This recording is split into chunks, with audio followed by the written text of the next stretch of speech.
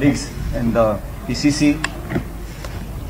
Friends, today, as you're aware, the AICC has given out a very strong statement against what the Government of India has outlined a week ago. The Government of India has come out with a policy, the National Monetization Policy, the NMP.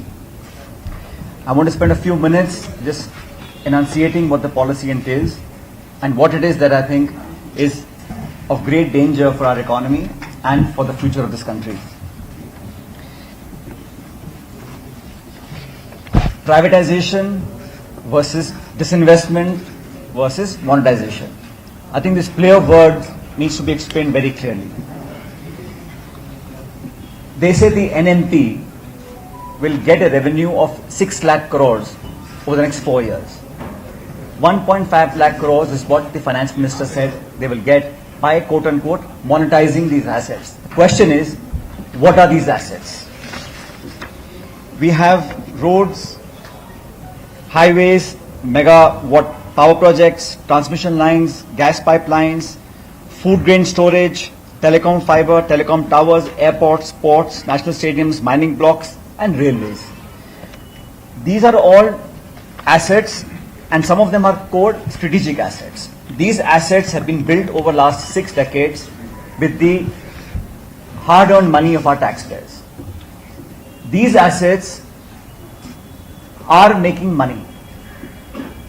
The Government of India says that they will monetize it to put money into infrastructure.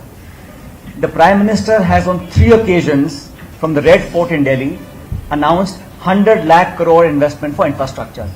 3 years consecutively the same announcement has been made, 100 lakh crores for infrastructure.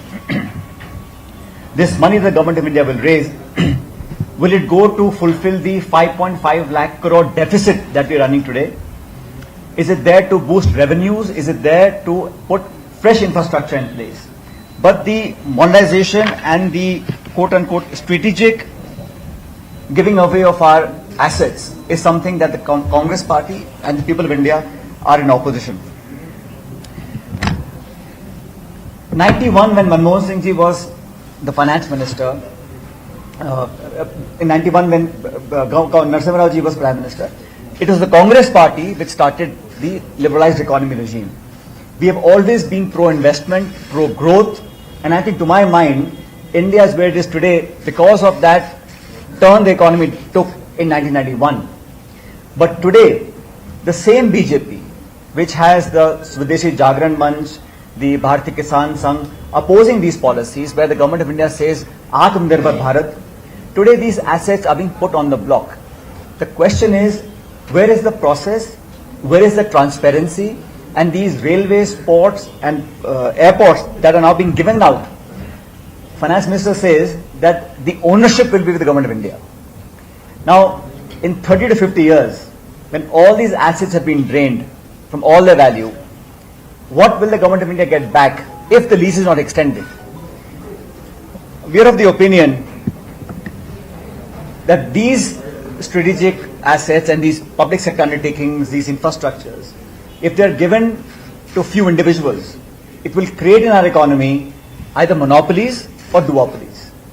And I've been a Minister for Corporate Affairs, and I know there is a Competition Commission of India where the government of the day objective and focus is there should be fair competition, healthy competition.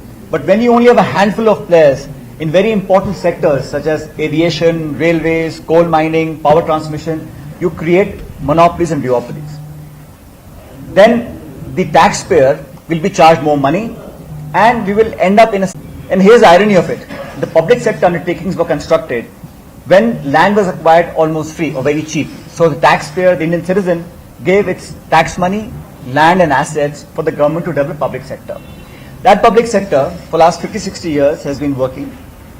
So today, the people who will actually finance this purchase, quote-unquote leasing of 50 years, they will take money from public sector banks, private entities, buy public sector, lay off people, reduce the jobs, make profits, and give 1.5 lakh crores. Now the Government of India fails to tell us they are making 1.5 lakh crores But what it is that these assets are giving us today, we're only making a difference, you see.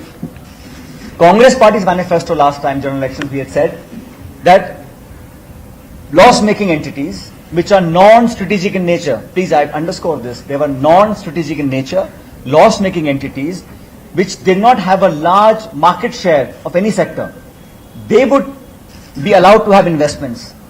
Or we could think of making more money by selling off some shares of those assets. But this government, I think the handling of the economy, we have the highest unemployment rates in India ever. We have seen poverty rise. We have seen the rich getting very rich. We have seen gross mismanagement during the COVID crisis. We have seen every sector of our economy fall apart. The government of India gave 20 lakh crore stimulus package. I wish to ask the government of India, who has benefited from that package? Every large country in the world gave what the Congress Party has been saying, Mr. Gandhi has been saying, that you give money to the poorest, give money to the middle classes so that they are able to consume and purchase more. But the government of India tried to give a stimulus package, which is all imaginary, and 20 lakh crores, I remember those press conferences where they went at length to explain how much money they were giving the stimulus package, but the result was that the economy is shrinking, the small and medium enterprise is shrinking, job losses are at highest, poverty is increased, and all sectors the government has failed to perform. I do take the point that government should not be in the business of running hotels perhaps or even airlines, the tourism sector for example. But the railways, mining, telecom sector, any right-thinking country will understand that those are strategic assets. And what stops the PE funds or international funds to make an SPV and invest through an Indian entity and pick up stake in these very important strategic assets? So this question is not just about gross mismanagement of the economy. The question is, what is India's priority? I think it is not just the Congress Party, but every right-thinking Indian will ask the question that if you are able to not generate revenues, should you be selling a family silver at this rate? And here was a government which had opposed everything when UPA was in power. They opposed the US nuclear deal, they opposed liberalized economy, they opposed WTO, they opposed Aadhaar card when we started the Aadhaar card, they opposed the direct benefit transfers when we started that, they opposed the GST, and now there's a complete turnaround in what they say and what they do. Today the biggest challenge we face is that the government has actually stopped caring about the price rise that we face. Today, petrol and diesel is costing more than 100 rupees a litre. I mean, I was in Rajasthan in some place and they said, sir, that petrol diesel now costs more than desi ghee. You know what pure ghee costs? I remember the statements of our friends in BJP when the petrol diesel was 60 rupees a litre, 65 rupees a litre. The cooking gas cylinder is now 900 rupees a cylinder. Instead of curbing inflation, instead of setting the economy right, they have actually, I think, squandered away a lot of the money in vanity projects. The priority is absolutely defocused. Inflation is its highest. And look at the slogans we've heard in the last 7 years. We've heard smart cities. We've heard Swachh Bharat, Stand Up India, Start Up India, Make in India. The Ganga, is it any cleaner than it was? So in 7 years, we've had 17 slogans and delivery has been zero. But this particular issue that's been taken up, there was no stakeholders that were invited or called for consultations when the modernization policy was announced. There was no talks with trade unions. And I fear at a time where jobs are so scarce that selling off of these assets, the private entities when they take over, they will certainly lay off huge number of people to be more profitable. That means more jobs will be lost. No discussion with trade unions, no discussion with stakeholders, no discussion. Parliament though has become a mockery because the government of India does not believe in having a healthy debate in Parliament. So therefore, all these things, there was no consultation paper, there was no views invited, there was no discussion of any sort. It was just a unilateral decision which this government is known for, decided, announce the NMP and say the process is also not very well illustrated. So our fear is that not only the process is questionable, but the end beneficiaries, will it be the same people who we suspect will get a hands on India's ports, railways and airports, and coal mining and power transmission and our cable network and our underground fiber network? These are important assets. They have taken a lot of effort to make those assets. It's not a party's property. A government is only a trustee of the people of India. It has to act with transparency. It has to show credibility. It has to show that its heart and policies are in the right place. Sad to say, it's the complete opposite today in New Delhi. The government of India, the way it's functioned, leaves a lot to be desired for.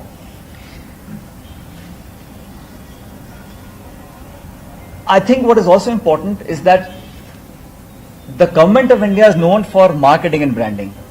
I recall we had a very successful polio eradication program. For decades it went on. I never saw the then prime ministers or the then leaders of the government marketing themselves or making the people feel obliged that we're giving you a free polio. You know, remember those Do Boond polio? Everybody got that for free. It was a mass national campaign and we had a huge success. Similarly, the HIV campaign, the NACO campaign. But this vaccination itself was very controversial because it was being sold to governments, different price for Government of India, different price for state governments, and then different price for hospitals. Clearly there will be black marketing and hoarding when you have the same product and three different prices. After a lot of pressure, they said, okay, fine, we'll get it for free. And now the branding and marketing has taken over the entire exercise of the Government of India. So I think a lot needs to be discussed before we go ahead with this. We are here not just to oppose what the government is doing in terms of the asset selling off, but also the fact that it begs the question about our integrity, our security issues, and the fact that no one was taken on board. To get this 1.5 lakh crores that they're doing by giving this asset for 50, 30 years, and then they say ownership will be the Government of India. What is the ownership? It's a piece of paper. 5 decades later, if the lease is renewed, the entity gets to keep the asset, and if you get it back, what is the depreciated value? I must know when I'm giving something to somebody for 50 years, in what condition will I get it back? What will be the market price of that asset when I get it back in 50 years? So this sort of collusion is something that the people want answers for. And I'm here today in Mangaluru to share with you what the party's stand is on these particular issues. I think it's important to ask the right questions. It's important for the government to take cognizance of what the opposition says. It's important to answer us, not just outside, but inside the parliament. Sadly, the last parliament session was a washout because of the various questions that were asked of the government and they had no replies. So the best is to keep adjourning the House and not having to answer the question that the MPs are raising. So the Congress party is very clear on what it stands for vis-a-vis this issue and all other issues, whether it's issues of on stooping on people. When I say the decision is unilateral, you will understand when the Government of India can impose on this nation's farmers those 3 farm bills that the whole country is opposing. I mean, this NMP policy also was done without any consultation. And I'm sad to say, as a farmer for last almost a year, our farmers on the streets, what happened in Haryana 2 days ago, the brutality of the Haryana police, it's shameful. And I'm absolutely surprised that the Chief Minister of Haryana is defending the officials who are giving orders on record to break the farmers' heads. This sort of brute force, this violence is not reflective of our democracy, of our ethos. We may be different parties, but this country belongs to everybody. So this systematic dismantling of our principles, of our ideology, what this country stands for, of shedding apart our constitutional values, of using brute force to suppress voice, to spy on people, to muffle the voice of the opposition. I think the Congress party has taken a very firm stand, no matter what the cost to us. We will continue to raise our voices, to talk about the people and the farmers. And this particular issue of national monetization policy is something that the country is opposing, and the Congress party is standing against this move, and we will go to any extent to make sure that the government does not go ahead with this really lopsided mandate that they have for themselves. And finally, I believe that politics is about governance. When you get elected to positions of power, you have to use that position to benefit the people. I don't know if this selling of these assets will double the farmer's income. I don't know if this money will actually go to all the people. 15 lakh rupees that was announced and proposed for every citizen in India to get that money. It will just be to make a new building complex or to do some vanity projects. Therefore, the intention, the policy, the agenda, the process of the policy itself is in question. So we are here to oppose it. I want to thank Honorable President of KPCC, Shiv Kumar ji, and of course former President for having me here and for the warm welcome that I received. I'm happy to answer any questions if you have. Talking to strategic assets, do you think that during this course, during the national security, Look, I don't want to be sounding alarmist, but when you have, and you will understand this, there are some countries that have actually forbidden Chinese entities to bid for telecom towers, for fiber optic cables. Australia has done it, Europe has done it, US has done it. So we have no such safeguards in place. It's, RailTel, the railways, the cable network, fiber optics, the telecom towers, to my mind, are strategic assets. No other country of our size and scale can think of them not as strategic assets. So is there a safeguard on how these, when the